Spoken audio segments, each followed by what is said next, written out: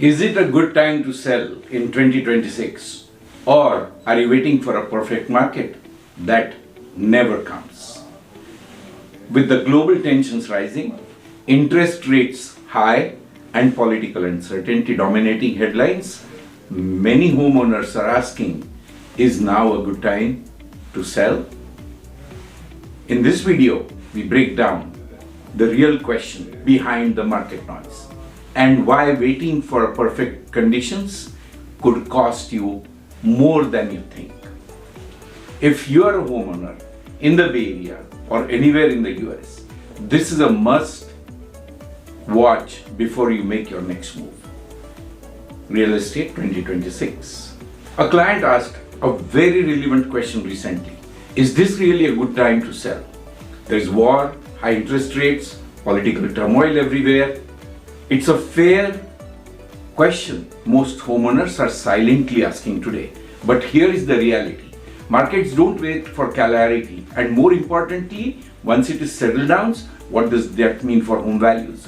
Let's break this down analytically, because the answer is not what most people expect.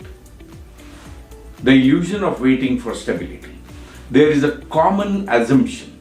I'll sell when things feel more stable, values are high. But stability in markets is often misunderstood. Historically, real estate markets thrive not when things are uncertain, but when certainty returns. And when that happens, what happens when certainty returns? Buyers come back aggressively, confidence rises, demand rises rapidly, and the seller competition also rises, and the expectations are high. So, in calm waters, it's a different landscape. Uncertainty versus opportunity. Let's look at today's environment. Geopolitical tensions, elevated interest rates, political noise, these factors don't just create fear, they also reduce participation. And reduced participation creates something very important for sellers, a temporary imbalance. Fewer sellers hesitate to decide.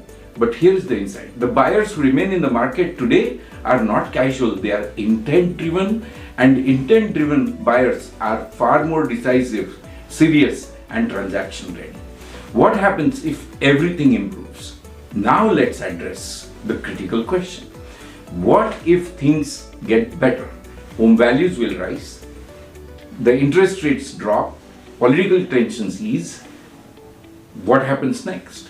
The buyer demand surges, multiple offers return, prices escalate, and to add to the twist, when these sellers don't just benefit, they also face competition, higher expectation on pricing, competition from other listings, buyers becoming more selective from the competition.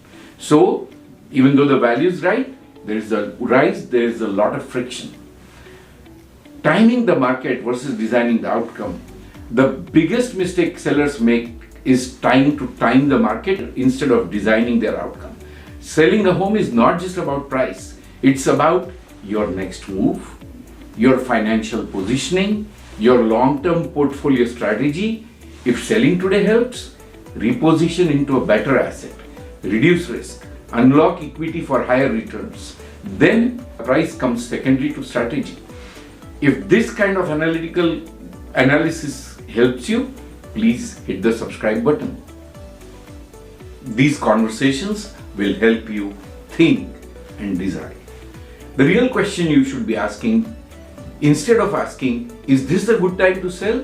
The better question that you should be asking is, what happens if I wait? What is the cost of the decision? Because waiting is not neutral. Waiting is a decision that carries opportunity cost, market risk, portfolio stagnation. In many cases, waiting outweighs the better timing. So, markets don't reward those who wait for perfection. They reward those who understand the positioning. Yes, we are in uncertain times, but uncertainty is not the enemy. The point is making the opportunity.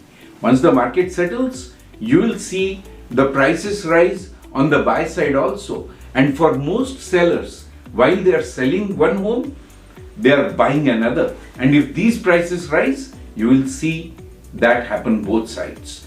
So think about this, and if you need more help and a better way of thinking, happy to schedule a call.